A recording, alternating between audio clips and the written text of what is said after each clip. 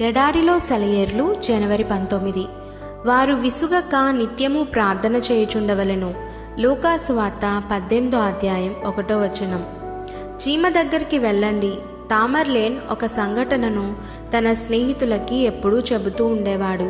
ఒకసారి నేను శత్రువు తరుముతుంటే పారిపోతూ ఒక పాడుబడిన భవనంలో తలదాచుకున్నాను. అక్కడ కూర్చొని చాలా గంటలు గడిపాను.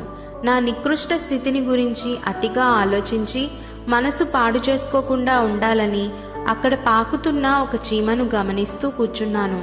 అది తనకంటే పెద్దదిగా ఉన్న ఒక గోధుమ గింజను మోసుకుంటూ ఒక గోడ ఎక్కుతుంది. గమ్యం చేరడానికి అది ఎన్నిసార్లు ప్రయత్నం చేసిందో లెక్కబెట్టాను. ఆ గింజ 69 సార్లు పడిపోయింది. చీమ తన ప్రయత్నాన్ని మానలేదు.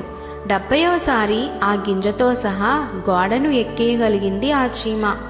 ఆ క్షణంలో ఆ దృశ్యం నాకు ధైర్యాన్నిచ్చింది. ఆ పాఠాన్ని నేనెప్పుడూ మర్చిపోను.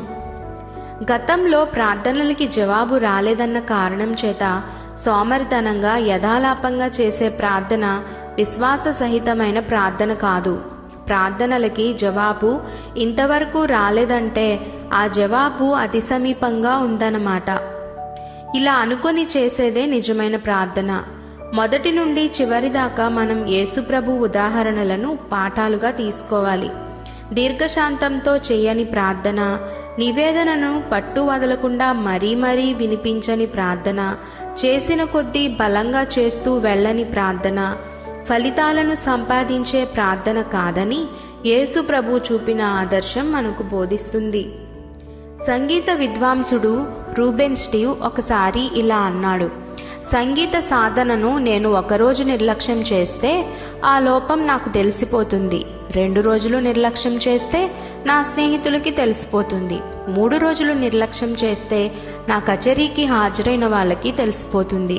ఇది చాలా పాత సిద్ధాంతమే. సాధన మనిషికి నైపుణ్యాన్ని సంపాదించి పెడుతుంది.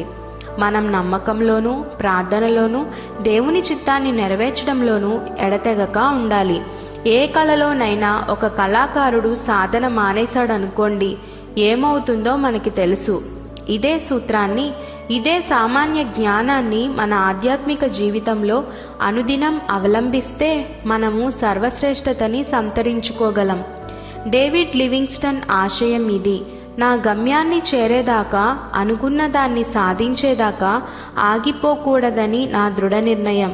తడబాటు లేని నిశ్చయంతో, దేవునిలో విశ్వాసంతో ఆయన విజయాలు సాధించాడు. అట్టి కృప దేవుడు మనకి దయచేయునుగాక. ఆమెన్.